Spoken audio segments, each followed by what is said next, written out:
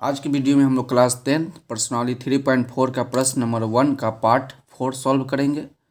प्रश्न नंबर 1 में आपको दिया गया था कि निम्न समीकरणों के युग्म को विलोपन विधि तथा प्रतिस्थापन विधि से हल कीजिए और कौन सा विधि अधिक उपयुक्त है बताइए। मतलब कि जो आपको जो समीकरण दिया गया है इसको हल करना है, मतलब कि एक्स और वाई को मान निकालना है विलोपन विधि से और प्रतिस्थापन विधि से, और लास्ट में आपको बताना है कि कौन सा विधि आपको अच्छा लगा, मतलब कि अधिक उपयुक्त है। तो चलिए हम लोग इसको सॉल्व करते हैं। जो आपको समीकरण दिया गया उसको सबसे पहले हम लिख लेते हैं कि x/2 अब प्लस में 2y/3i इक्वल टू में आपका -1 है, तो इसको हम समीकरण 1 लेट कर लेते हैं। और जो दूसरा आपका समीकरण दिया है कि x इसके नीचे कुछ नहीं तो 1 है माइनस y/3 और इक्वल टू कितना है, इक्वल टू में आपका 3 है तो 3 लिखिए।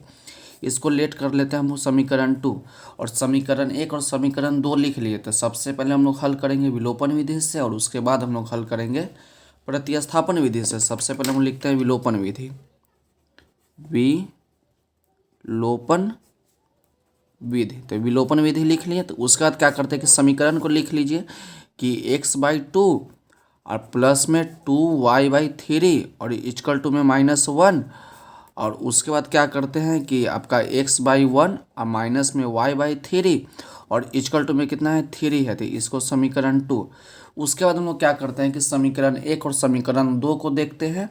आपको मन है तो y को विलुप्त कीजिए, मतलब y को काट के हटाइए, या आपका मन है तो x को काट कर हटाइए। तो y में देख रहे हैं कि इसमें आपका y/3 और इसमें भी y/3, इसको थोड़ा हम लोग अलग तरीक़ा से पढ़ेंगे। और इससे पहले वाले जो 3 पार्ट में हम लोग पढ़े हैं कुछ अलग तरीक़ा से पढ़े हैं। तो देखिए इसमें हम लोग बता रहे हैं कि y वाला के हम लोग बराबर करते हैं। तो देख रहे हैं कि y/3 इसमें भी है, y/3 इसमें भी है, लेकिन थोड़ा सा अंतर है कि इसमें आपका 2 से मल्टीप्लाई और इसमें आपका 1 से मल्टीप्लाई है। यदि हम लोग इसमें 2 से मल्टीप्लाई कर देंगे तो आपका 2y/3 हो जाएगा और ये भी आपका 2y/3 हो जाएगा। इसको प्लस माइनस से हमको कोई मतलब नहीं है, केवल हमको y का गुणांक से मतलब है। तो y का गुणांक 2 है और यहाँ पर ही y का गुणांक कुछ नहीं तो 1 है। तो यदि हम लोग इसमें 2 से मल्टीप्लाई कर देंगे तो बराबर हो जाएगा। तो समीकरण 2 में हम लोग कितना से गुना कर देते हैं 2 से, और समीकरण कुछ में नहीं है तो समीकरण 1 से गुना कर दीजिए, क्या होगा कुछ नहीं। तो समीकरण 2 में हम लोग कितना से गुना किया 2 से, तो हम लास्ट में लिखेंगे देंगे क्या लिखेंगे समीकरण 2 में गुना किए। ये तो अपना मन से हम 1 लिख दिए कि ताकि 1 से गुना कीजिएगा तो फिर तो यही आएगा। तो हम लोग लिखेंगे समीकरण 2 में कितना से गुना करने पर, समीकरण 2 में 2 से गुना करने पर। तो समीकरण 2 में हम लोग 2 से गुना किए, तो 1 में करेंगे तो आपका x/2 है तो x/2 अब प्लस में 2y/3 और इक्वल टू में -1। तो ये आपका नया समीकरण हो जाएगा, समीकरण 3। और उसका ये 2 से मल्टीप्लाई इसमें की जाए तो x को 2 से मल्टीप्लाई करेंगे तो 2x, और नीचे कुछ नहीं तो 1, माइनस तो माइनस लिखे, y को 2 से करेंगे तो 2y, और नीचे आपका कितना है, नीचे आपका 3 है, इक्वल टू में कितना हो जाएगा 3। इसको लेट कर लेते हैं समीकरण 4। ये आपका समीकरण 3 और ये आपका समीकरण 4 हो गया। तो उसका हम देख रहे हैं कि y को विलुप्त करना है। तो देख रहे हैं कि विपरीत चिन्ह है, तो विपरीत चिन्ह रहता है तो क्या करते हैं कि जोड़ने पर, विपरीत चिन्ह रहेगा तो जोड़ने पर, जो विपरीत चिन्ह करने का मतलब कि एक प्लस में और दूसरा माइनस में होना चाहिए। यदि पहला प्लस में था दूसरा माइनस में, यदि पहला माइनस है तो दूसरा प्लस में, तो इसमें हम लोग कोई चिन्ह चेंज नहीं करेंगे, केवल प्लस माइनस देखेंगे तो इसको कट कर देंगे, मतलब कि एक प्लस में एक माइनस में तो कट करोगे। तो क्या किए जोड़ने पर, तो आपका x/2 है तो x/2 लिखे, और इसके में जोड़ने पर तो जोड़ लिखे उसका 2x, इसके नीचे कुछ नहीं तो 1 इक्वल टू -1 और +3 लिखेंगे।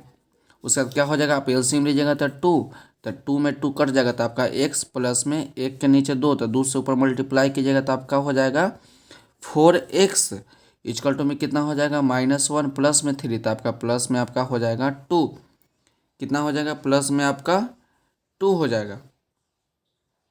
देखिए यहाँ पर कुछ मिस्टेक हुआ है कि 3 में हम लोग 2 से तो मल्टीप्लाई करेंगे तो कितना हो जाएगा आपका 6 हो जाएगा, तो -1 और प्लस में आपका 6 हो जाएगा, कितना हो जाएगा ये 2 जो है तो 2 से हम लोग इसमें भी मल्टीप्लाई करेंगे, इसमें भी मल्टीप्लाई करेंगे, इसमें भी मल्टीप्लाई करेंगे, तो 3 में 2 से करेंगे तो आपका 6 हो जाएगा, तो -1 प्लस में 6, तो कितना हो जाएगा आपका 5 हो जाएगा, तो इसके नीचे कुछ नहीं है तो 1।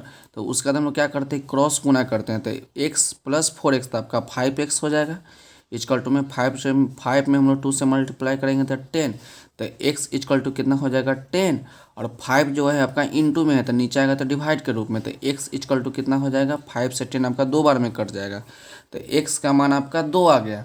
अभी x का जो मान आया है इसको हम लोग समीकरण 1 में भी रख सकते हैं, समीकरण 2 में भी रख सकते हैं, समीकरण 3 में भी रख सकते हैं, समीकरण 4 में भी रख सकते हैं। वो आपके मन के ऊपर है कि समीकरण 1 में रखना चाहते हैं या समीकरण 2 में रखना चाहते हैं, तो हम लोग समीकरण 1 में रखते हैं। तो लिखते हैं हम लोग कि समीकरण 1 में x का मान रखने पर, तो समीकरण 1 क्या है, समीकरण 1 आपका है कि x/2 आप प्लस में 2y/3 और इक्वल टू में -1, तो x का कितना मान आया, x का मान आपका 2 आया है, तो पुट कर देते हैं कि पुट x इक्वल टू 2, तो यहाँ 2 लिखे तो 2 और नीचे आपका 2 और प्लस में लिखिएगा 2y/3 और इक्वल टू में -1, तो देखिए 2 से 2 कट जाएगा तो 1 होगा, तो 1 प्लस 2y/3 और इक्वल टू में कितना होगा -1, तब 1 को उधर ले जाएंगे तो 2y/3 इक्वल टू -1, देखिए प्लस में 1 तो इक्वल टू को उधर ले जाएंगे तो माइनस में 1, तो 2y कितना हो जाएगा 2y/3 इक्वल टू -1 और -1 कितना हो जाएगा -2, इसके नीचे कुछ नहीं तो 1। उसके बाद हम लोग क्या करते हैं कि क्रॉस गुना कर देते हैं, तो देखिए 2y को 1 से गुना करेंगे तो 2y इक्वल टू -2 को 3 से गुना करेंगे तो -6, तो y इक्वल टू कितना हो जाएगा y इक्वल टू -6/2, तो कितना बार में कट जाएगा, y का मान आपका -3 आ गया। तो लास्ट में हम लिखेंगे कि x का मान आपका 2 और y का मान आपका -3 है। तो ये आपका विलोपन विधि से हम लोग हल कर चुके हैं। अब हम लोग इसको हल करेंगे प्रतिस्थापन विधि से। तो उसके बाद हम क्या लिखते हैं, प्रतिस्थापन विधि। तो यहाँ लिखेंगे प्रतिस्थापन विधि। तो प्रतिस्थापन विधि से हल करेंगे तो सबसे पहले हम क्या करते हैं कि समीकरण लिख लेते हैं। तो समीकरण आपका है कि x/2 आप प्लस में 2y/3 इक्वल टू में आपका -1, ये आपका समीकरण 1, और दूसरा समीकरण है कि x/1 -y/3 और इक्वल टू में कितना है 3, आपका समीकरण 2। अब हम लोग समीकरण 1 भी ले सकते हैं और समीकरण 2 भी ले सकते हैं, वो आपके मन के ऊपर है। तो हम लोग समीकरण 1 ले लेते हैं। क्या करते हैं कि समीकरण 1 ले लेते हैं, तो हम लोग लिखेंगे कि समीकरण 1 से, तो समीकरण 1 लिखे तो समीकरण 1 आपका हो जाएगा कि x/2 आप प्लस में 2y/3 और इक्वल टू में आपका -1। तो देखिए 2 और 3 के एलसीएम ले लेंगे तो आपका 6 हो जाएगा। तो 2 के पर टेबल में 6 कितना बार में 3 बार में, तो 3 से ऊपर मल्टीप्लाई करेंगे तो आपका 3x प्लस 3 का टेबल में 6 2 बार में, तो 2 से ऊपर मल्टीप्लाई करेंगे तो 4y इक्वल टू में -1, नीचे कुछ नहीं तो 1। तो इसको इससे गुना, इसको इससे गुना, तो 3x आप प्लस में 4y इक्वल टू में -1 को 6 से गुना करेंगे तो आपका -6 हो जाएगा। उसके बाद हम लोग क्या करते हैं कि 3x इक्वल टू -6, देख रहे हैं कि प्लस में 4y, तो इक्वल टू को उधर जाएगा तो माइनस में 4y। उसके बाद हम लोग क्या करते हैं कि आपका 3 जो है मल्टीप्लाई के रूप में है, इसको हटाएंगे तो डिवाइड के रूप में जाएगा, तो x इक्वल टू -6 माइनस में 4y और नीचे आपका बटा में चल जाएगा 3, तो x का कितना मान आ गया, x का आपका मान आ गया -6 माइनस 4y और y में आपका 3 है। अभी x का जो मान है हम लोग समीकरण 2 में पुट करेंगे। हम लोग समीकरण 1 लेंगे और जो भी आप मान निकालिएगा समीकरण 2 में पुट करेंगे। तो हम लोग लिखते हैं कि समीकरण 2 में x का मान निकालें, तो x का मान प्रतिस्थापन करने पर क्या लिखे कि समीकरण 2 में x का मान प्रतिस्थापन करने पर, तो समीकरण 2 आपका क्या है, समीकरण 2 आपका कि x/1 माइनस y/3 और इक्वल टू में कितना है 3, तो x का कितना मान पुट करना है कि पुट करना है हमको x का मान -6 माइनस में 4y है, नीचे आपका 3 है। तो x के जब इतना मान को हम लोग रख देते हैं, तो x के जब रखिएगा -6 अब माइनस में 4y, नीचे आपका कितना है 3 है।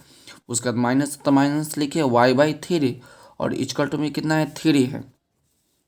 तो देखिए 3 और 3 कैल्सियम लीजिएगा तो 3, तो -6 माइनस में 4y और माइनस तो ऊपर कितना है y है तो y लिखे इक्वल टू में कितना होगा 3। तो इसके नीचे कुछ नहीं है तो 1 है। तो उसके बाद हम लोग क्या करते हैं कि -6 अब माइनस में 4y या माइनस में y में तो माइनस में 4 और माइनस में कितना हो जाएगा माइनस में 5y और नीचे आपका 3 और इक्वल टू में आपका 3/1। उसके बाद हम लोग क्या करते हैं कि क्रॉस मल्टीप्लाई करते हैं, मतलब इसको इससे गुना और इसको इससे गुना।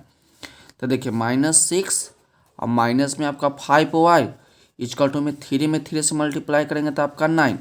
तो उसके बाद क्या देख रहे हैं कि दोनों सेम जाति का, मतलब ये दोनों अंक है। तो इसके बाद हम क्या करते हैं कि माइनस में आपका कितना हो जाएगा माइनस में आपका 5y माइनस में आपका 5y इक्वल टू में 9 और देखिए माइनस में 6 था इक्वल टू उधर जाएगा तो प्लस में 6 हो जाएगा।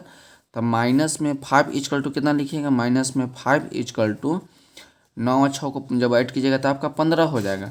तो देखिए y इक्वल टू -5 नीचे चलाएगा तो देखिए तो y इक्वल टू 15 और देखिए y इक्वल टू क्या लिखे y इक्वल टू 15 ना देखिए -5 तो आपका इंटू में तब हटेगा तो डिवाइड के रूप में तो -5 तब 5 लिखेंगे और कभी भी माइनस नीचे नहीं लगता इसलिए माइनस को हम लोग ऊपर लगा देंगे।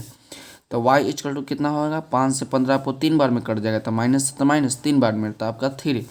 तो y का मान हम लोग 3 निकाल लिए। अब y के मान को हम लोग समीकरण इसको जो x का जो मान आया है इसको हम लोग समीकरण थर्ड लेट कर लेते हैं। जो x का मान निकाले हैं इसको हम लोग समीकरण थर्ड लेट कर लेते हैं। तो जो y का मान हम लोग निकाले हैं तो यदि हम लोग इस y की जगह पर मान रख देंगे तो x का मान निकल जाएगा। तो हम फिर से लिखेंगे कि समीकरण